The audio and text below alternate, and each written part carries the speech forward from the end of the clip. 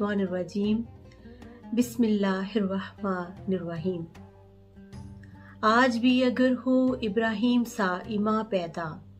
आज भी अगर हो इब्राहिम सा ईमां पैदा, आग कर सकती है अंदाज़े गुलिस्तां पैदा। हज़रत इब्राहिम अलैहिस्सलाम, जिनको खलीलुल्लाह का लक़ब अता हुआ, जो जद्दुल अंबिया के मुकाम पर फाइज हुए,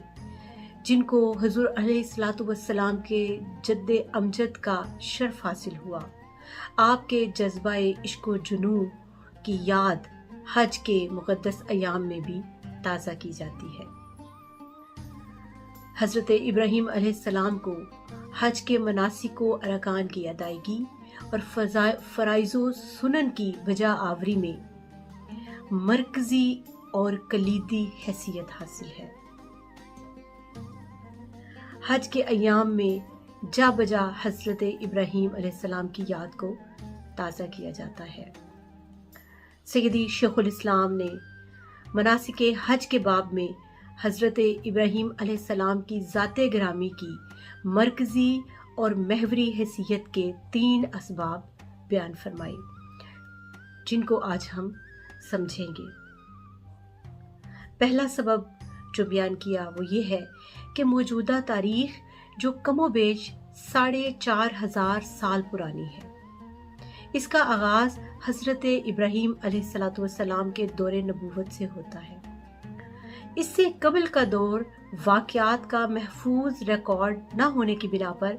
कबलस तारीख दौर कहलाता है। हज़रत आदम अलैहिस्सलाम से लेकर हज़रत इब्राहिम अलैहिस्सलाम तक के अदवार के बारे में हमारी मालूमात का ज़रिया कुतुब समाविया और सहाइफ़े इलाहिया के सिवा और कुछ नहीं। ताहम ये बात मद्दे नज़र रहे कि कदीम वाक़यात की मालूमात का ज़रिया यानी उनका सोर्स इंजील और तौरात है, जो कि ईसाइयों और यहूदियों के नज़दीक मुक़द्दस आसमानी किताबों का दर्जा रखती हैं और तहरीफ़ व इजाफ़ा के बाइस वाक़याती एतबार से इंतहाई मशकूक और मुतनाज़े हो चुकी हैं। इनमें इतने तनाज़ात और तज़ादात हैं कि किसी वाक़े की सेहत या अदम सेहत के बारे में इनसे इस्तिफ़ादा करना मुमकिन नहीं। बिना बरी अब हमारे पास कदीम वाक़यात के जांचने का माहिज़ और ज़रिया जो कि ऑथेंटिक समझा जाता है और जिसकी सेहत में किसी किस्म का कोई शक नहीं, वो कुरान पाक और हुज़ूर अलैहिस्सलातु वस्सलाम की अहादीस मुबारका है। चूँकि मुअर्रिख़ीन और तारीख़ दानों की नज़र से बेसते इब्राहिमी से माक़बल अदवार के वाक़यात ओझल हैं और उनकी तवज्जो का मरकज़ हज़रत इब्राहिम अलैहिस्सलाम के बाद की तारीख़ है, इसलिए हम ये कहने में हक़ बजानिब है कि मौजूदा तारीख़ आलम में हज़रत इब्राहिम अलैहिस्सलाम की शख्सियत मुसल्लमा तौर पर मरकज़ी और बुनियादी हैसियत की हामिल है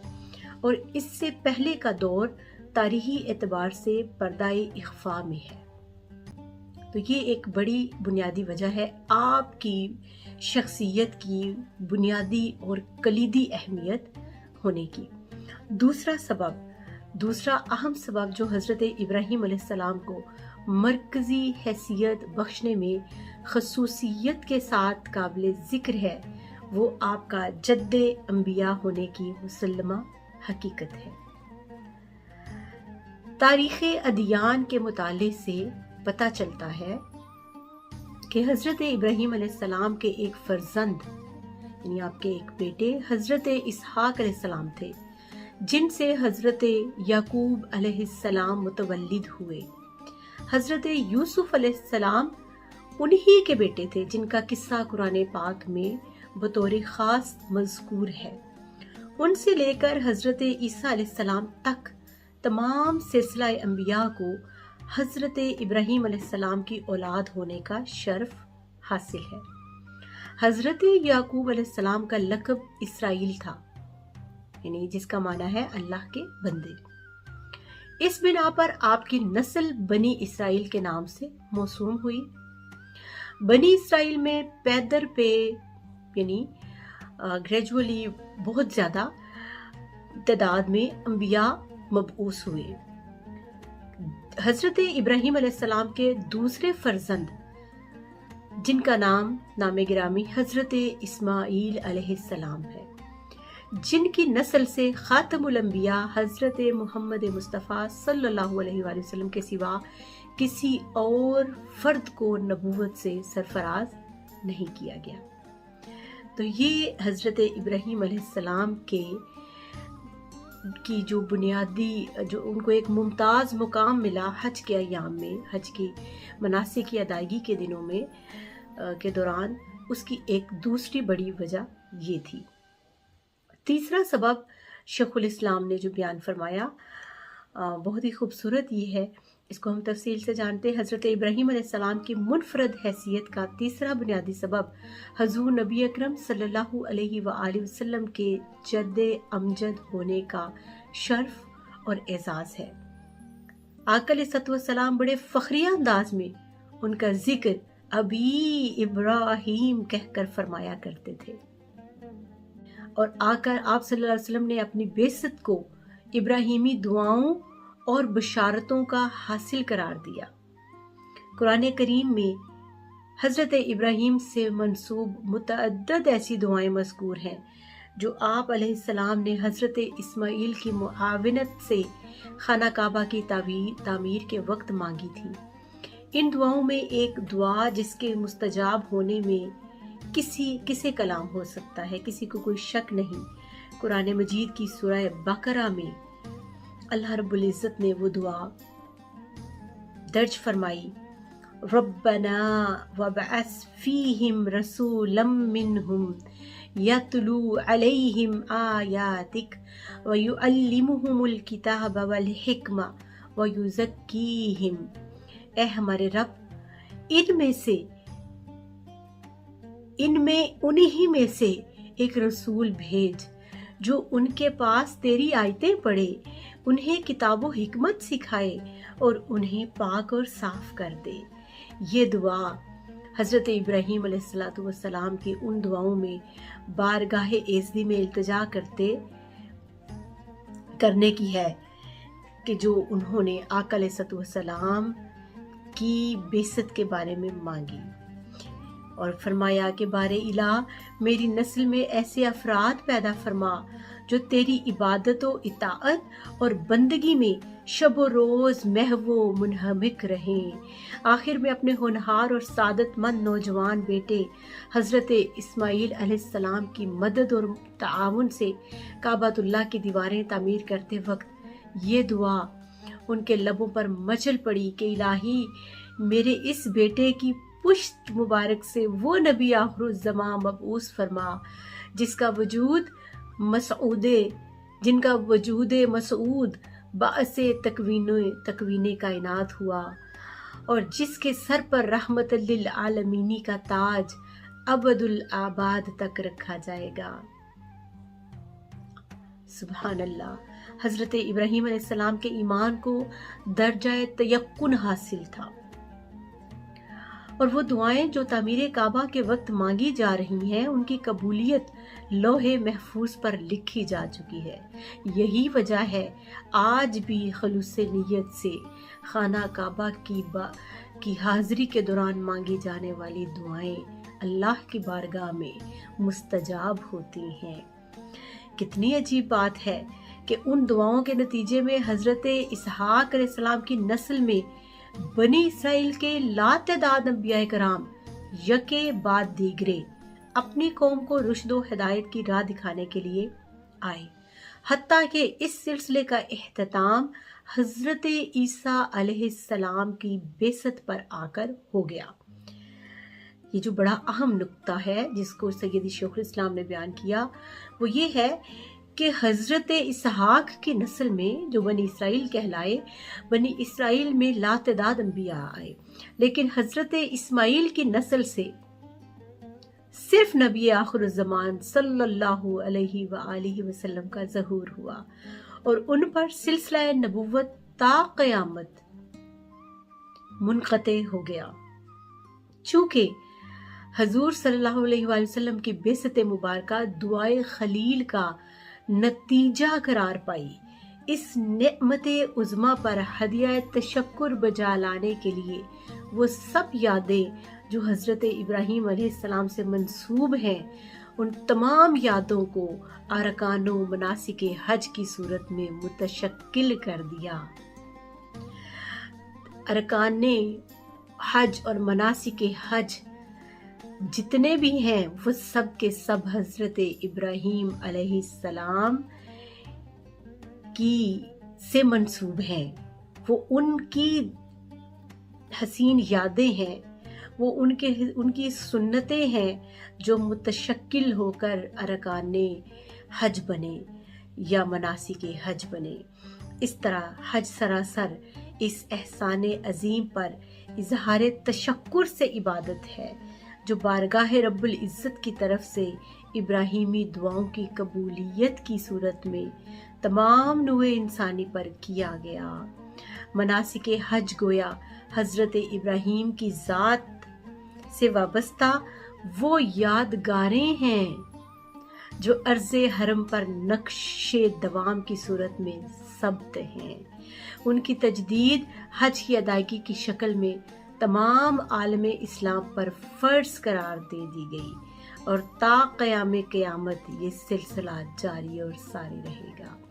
ہم ادائیگی تو اللہ کی عبادت کی کرتے ہیں، مگر حضرت ابراہیم کی جو یادگاریں ہیں، آپ کی جو یادیں ہیں، ان کو تازہ کر رہے ہوتے ہیں اظہار تشکر کے لیے، اس نعمت کے شکریہ کے طور پر جو اللہ رب العزت نے حضرت ابراہیم کی دعا قبول کی اور ان کی نسل میں ہمارے پیارے آقا تاجدار کونین فخر انبیاء حضرت محمد مصطفیٰ صلی اللہ علیہ وآلہ وسلم کی صورت میں جن کی ولادت ہوئی۔ اگلا سبب جو حضرت ابراہیم کی بنیادی اور کلیدی حیثیت ان کو حاصل ہونے میں ہے وہ یہ ہے کہ حضرت ابراہیم کی پیغمبرانہ شخصیت کا چوتھا بنیادی نقطہ یہ ہے کہ آپ کو منصب نبوت کی تکمیل کی خاطر پے در پے آزمائشوں اور امتحانوں سے گزارا گیا۔ حضرت ابراہیم علیہ السلام کی پیغمبرانہ شخصیت کا چوتھا بنیادی نقطہ یہ ہے کہ آپ کو منصب نبوت کی تکمیل کی خاطر پے در پے آزمائشوں اور امتحانوں سے گزارا گیا۔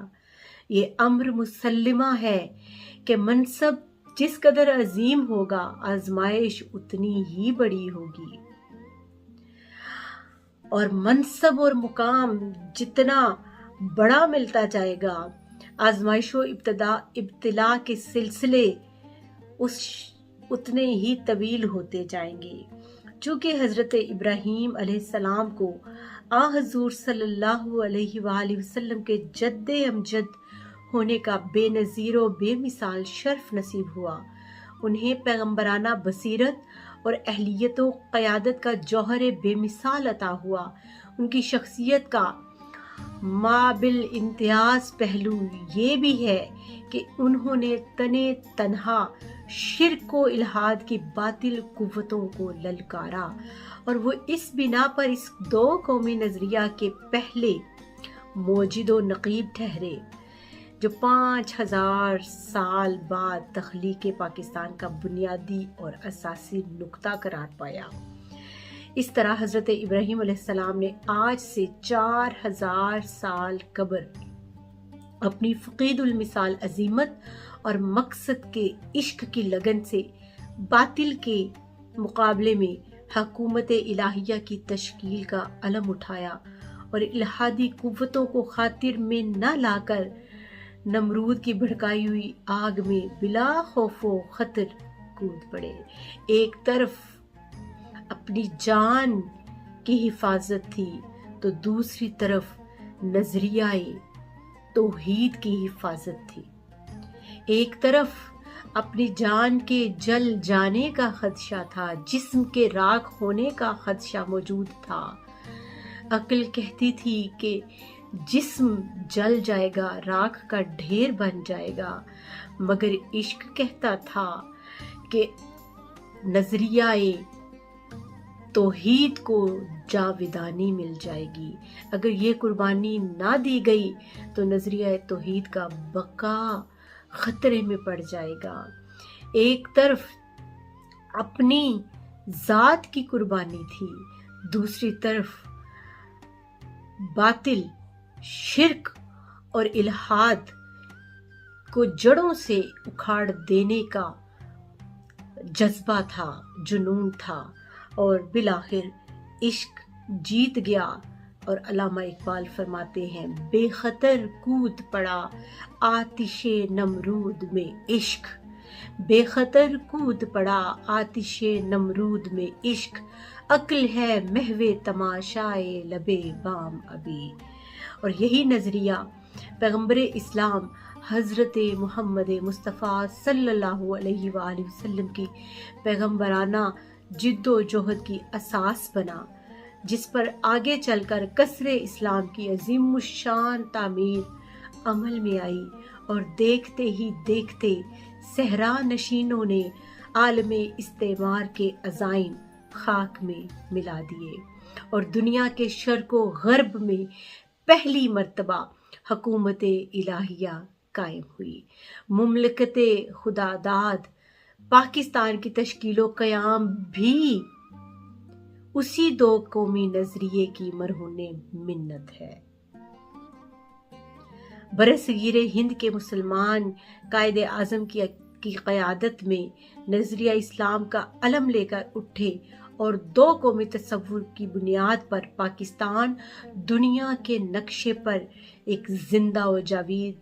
حقیقت کی صورت میں ابھرا۔ قرآن حکیم میں باری تعالیٰ نے حضور اکرم صلی اللہ علیہ وآلہ وسلم کی ذات کی صفات کو تمام نوع انسانی کے لیے مکمل نمونہ قرار دیا۔ سورہ الاحزاب میں ارشاد ہوتا ہے، لقد کان لکم فی رسول اللہ اسوۃ حسنہ، بے شک تمہاری رہنمائی کے لیے اللہ کے رسول کی زندگی بہترین نمونہ ہے۔ معزز ناظرین، سیدی شیخ الاسلام نے ایک بہت اہم نقطہ بیان فرمایا کہ یہ بات ذہن نشین رہے، قرآن حکیم نے صرف دو شخصیات کا ذکر کیا ہے جو اپنے سیرت و کردار کی بنا پر تمام بنی نوع انسانی کے لیے کامل نمونہ قرار دی جا سکتی ہیں۔ ان میں پہلی شخصیت حضرت ابراہیم علیہ السلام کی ہے، اور دوسری جناب رسالت مآب حضرت محمد مصطفیٰ صلی اللہ علیہ وآلہ وسلم کی ذات گرامی ہے۔ یہ دونوں ہستیاں آفتاب رشد و ہدایت ہیں، جن کے اسوہ حسنہ سے روشنی لینے کے لیے تمام عالم شرق و غرب تاابد محتاج رہے گا۔ بلا شبہ حضرت ابراہیم علیہ السلام دین حنیف کے پہلے داعی ہیں، اور اسی دین اسلام کی تکمیل کے لیے حضور نبی اکرم صلی اللہ علیہ وآلہ وسلم خاتم المرسلین بن کر بنی نوع انسان کو قیامت تک نور ہدایت سے فیض یاب کرنے کے لیے عالم بشریت میں جلوہ گر ہوئے۔ بلا شبہ حضرت ابراہیم علیہ السلام کی زندگی بھی جملہ اہل اسلام کے لیے، اہل ایمان کے لیے کامل نمونہ ہے۔ انہوں نے اس وقت توحید کا علم اٹھایا جب دنیائے کفر و شرک لسانی اور علاقائی محدود تصورات سے آگے کسی تصور کو قبول کرنے کے لیے آمادہ نہ تھی۔ آپ نے خود ساختہ خداؤں کی بجائے خدائے واحد پر ایمان لانے کی دعوت دی، اور نظریہ توحید کی بنیاد پر سب جھوٹی عصبیتوں کو ترک کرنے کا پیغام دیا۔ قرآن کریم نے آپ کے الفاظ کو بیان کیا، بل ربکم رب السماوات والارض الذی فطرہن وانا علی ذالکم من الشاہدین۔ اے میری قوم کے لوگوں، یہ بت تمہارے رب نہیں ہیں۔ سورہ الانبیاء میں یہ آپ کے الفاظ ہیں، یہ بت تمہارے رب نہیں ہیں، بلکہ تمہارا رب تو وہ ہے جو آسمانوں اور زمینوں کا پروردگار ہے اور جس نے ان کو پیدا کیا، اور میں کامل یقین کے ساتھ اس عقیدہ توحید کے گواہوں میں سے ہوں۔ حضرت ابراہیم علیہ السلام نے بنیاد ڈالی کہ نظریہ توحید ہی اتحاد و اشتراک کی اساس ہے۔ حضرت ابراہیم علیہ السلام نے اپنے دل میں عالم کفر سے کسی قسم کی مصالحت کے تصور کو جگہ نہ دی، اور سخت نامساعد حالات کے باوجود آپ کو بڑے مشکل حالات سے، بہت کڑی آزمائشوں سے گزرنا پڑا، مگر اس کے باوجود آپ نظریہ توحید کا علم اٹھائے رکھے رہے۔ آپ نے بت پرست قوم سے بیزاری کا اظہار کرتے ہوئے ببانگ دہل یہ اعلان کیا کہ ان کے لیے عالم کفر کے ساتھ نظریہ توحید کے علاوہ کسی اور نقطہ پر اتحاد و اشتراک ممکن نہیں۔ اہل ایمان اور اہل کفر میں اتحاد ممکن نہیں۔ کفر و ایمان کی راہیں جدا ہیں، حق اور باطل کبھی ایک نہیں ہو سکتے۔ حق کے ماننے والوں اور باطل کے ماننے والوں میں کبھی اتحاد اور اشتراک نہیں ہو سکتا۔ ان دونوں کے نظریہ حیات میں بہت زیادہ فرق ہے۔ چنانچہ حضرت ابراہیم علیہ السلام نے اپنے طرز عمل سے یہ بات ثابت کر دکھائی کہ نظریہ توحید پر ایمان سے جو قومیت جنم لیتی ہے وہ وطنیت، علاقائیت اور رنگ و نسل کے تصورات سے ماورا ہے۔ یہی اسلام ہے جس کا تقاضا ایک خدا اور اس کے سب رسولوں پر ایمان لانا ہے۔ حضرت ابراہیم علیہ السلام نے نظریہ توحید کی بقا کے لیے بہت کٹھن حالات کا سامنا کرنا پڑا، حتیٰ کہ ایک وہ دن بھی آپ کی زندگی میں آیا، ایک وہ لمحہ بھی آیا جب آپ کے لیے نمرود اور اس کے پیروکاروں نے آگ جلائی، ایک بہت بڑی آگ کے بھانبڑ جلتی ہوئی آگ میں آپ کو گرانے کا جب ارادہ کیا، تو ایک طرف حضرت ابراہیم علیہ السلام کا اپنا وجود تھا، اپنی ذات تھی، اپنی ذات کی بقا تھی، اور دوسری طرف نظریہ توحید کی بقا تھی۔ اس وقت ایک طرف عشق کا امتحان تھا اور دوسری طرف عقل آپ کو ایسا کرنے سے منع کر رہی تھی، اس آگ میں چھلانگ لگانے سے منع کر رہی تھی، اپنے نظریات سے پھر جانے کی طرف آمادہ کر رہی تھی۔ عقل کہہ رہی تھی کہ آپ کا وجود جل جائے گا، یہ قوم آپ کو تباہ کر دے گی، آپ کی ہستی مٹا دے گی، مگر دوسری طرف عشق کہہ رہا تھا کہ نظریہ توحید کی بقا اور جاودانی کے لیے بڑی سے بڑی قربانی بھی حاضر ہے۔ ایک طرف اپنی ہستی کے جلنے کا خدشہ اور خوف ڈال رہی تھی عقل، اور دوسری طرف عشق کفر کو مٹانے کا جذبہ بیدار کر رہا تھا کہ آج جذبہ توحید کو اگر زندہ اور جاوید نہ رکھا گیا تو آنے والی نسلوں تک یہ کیسے منتقل ہوگا۔ آپ